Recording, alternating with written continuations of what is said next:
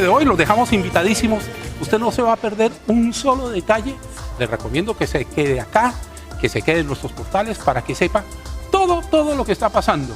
Mientras aquí tenemos 30 y algo de grados en Washington DC, deben estar haciendo como -6. Está rico, ¿no? Sí, está para ponerse como 300 capas antes de salir a la calle. Bueno, lo mismo Trump dijo que la gente evitará ir al Capitolio y por eso la ceremonia se va a realizar al interior. Me parece correcto. Que te vaya bien. Titi, muchas gracias. Muchas gracias, Carlos. Vamos a estar en contacto durante toda la mañana aquí en T3 en vivo con Carlos Zárate, con el equipo internacional, por supuesto, atentos a lo que está pasando en Estados Unidos. Y fíjense que justamente en ese país, cerca de 12 horas, estuvo inoperativa la red social TikTok.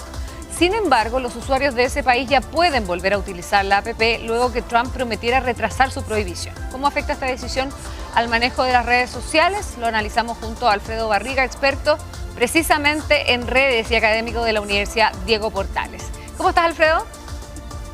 Muy bien, Cristina. Muy buenos días y muchas gracias por invitarme. Muchas gracias. A ver, cuéntanos un poco a qué se debió finalmente que TikTok se cayera, como se dice, en Estados Unidos durante 12 horas. Esto fue un proceso bastante largo que partió por ahí prácticamente desde el primer día que TikTok aterrizó en Estados Unidos.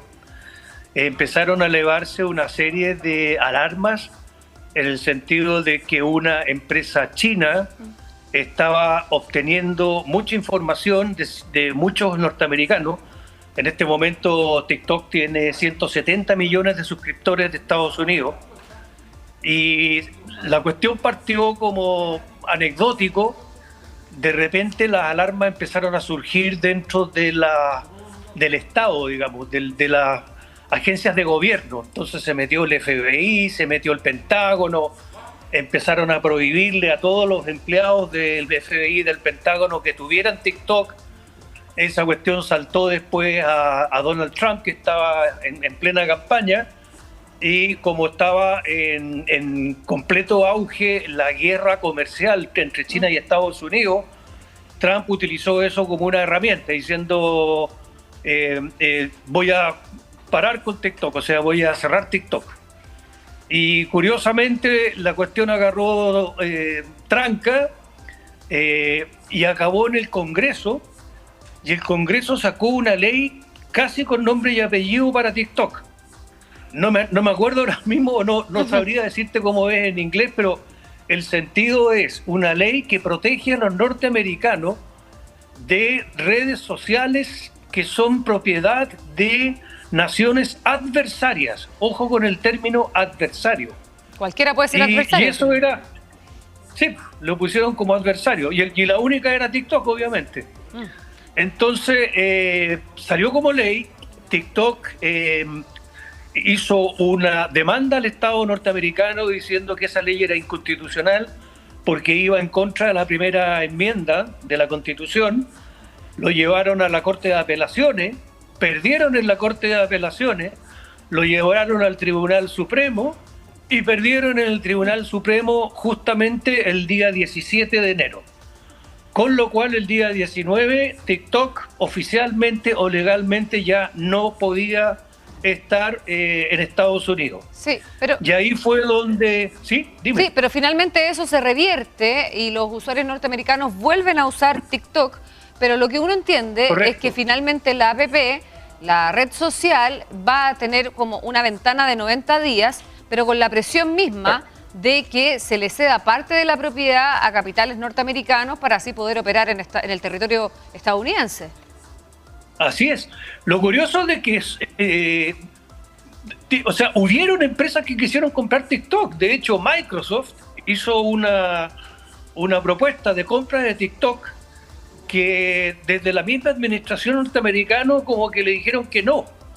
Pero la oferta estuvo encima de la mesa. Y Oracle también hizo una que está en la mesa.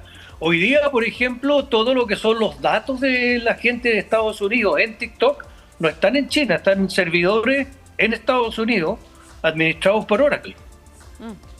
Claro, pero a ver, la app se niega a hacer esta venta. Por lo tanto, ¿cómo va a poder funcionar en Estados Unidos de aquí a 90 días más, que es la tregua que podríamos así decirlo que le ha impuesto Donald Trump para que precisamente la red social pueda operar? Es que yo creo que no es tan 0-1 el tema. A ver, alternativas que se me ocurren sobre la marcha. APP puede vender el 40%. Bajo ese punto de vista, el control lo tiene una empresa norteamericana. Sí. Y ellos siguen estando ahí. Y Pero siguen juntando los datos de ellos con los datos del resto del tema. Hay que pensar una cosa. TikTok el año pasado fue la aplicación más bajada en el mundo. Hoy día TikTok tiene ya 2.000 millones de suscriptores. 2.000 millones. La única que le sigue ganando a nivel mundial es Facebook. Y esto pasó en 8 años.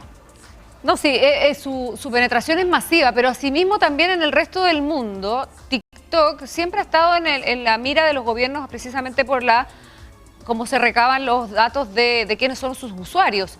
Y no ha sido solamente en Estados Unidos vista como un peligro.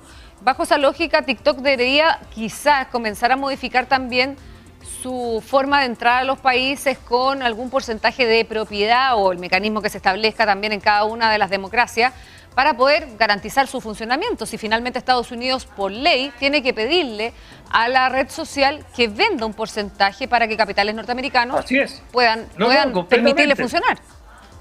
Así es, y eso ya no tiene vuelta atrás, porque esto ya está ratificado por la Corte Suprema, así que esta cuestión es así. Tienen 90 días, pero eso sería 90 días. Después ya no, Trump no puede hacer nada más. Sí. Tiene que vender. Y 12 horas que estuvo abajo TikTok, que me imagino de haber revolucionado mucho más a quienes son sus usuarios habituales. Algunos dependen de TikTok incluso para generar recursos. Mucho. Por lo tanto, bueno, vamos a ver qué sucede en las primeras medidas, además de Donald Trump ya de regreso en la Casa Blanca. Queremos agradecerte mucho, Alfredo. ¿Sí? Oye, un pequeño detalle. Hay una razón por la cual Trump, de ser un anti-TikTok, pasó a ser un pro-TikTok. El año pasado, en las elecciones, se suscribió a TikTok. Y en cuestión de semanas, tenía 15 millones de seguidores. Ahí está. Ahí está la razón. Dejó de ser su enemigo, por supuesto, en la medida que le dio el beneficio. Alfredo Barriga, experto en redes sociales y académico de la Universidad Diego Portales, muchas gracias y que tengas excelente semana. Igualmente, Cristina. Que te vaya muy bien, muy amable. Gracias. Son las 10:50, imagen del Capitolio a esta hora en Estados Unidos, en Washington, D.C. Son las 8:50 en Estados Unidos a esta hora. Nos vamos a separar solamente unos minutos y ya regresamos.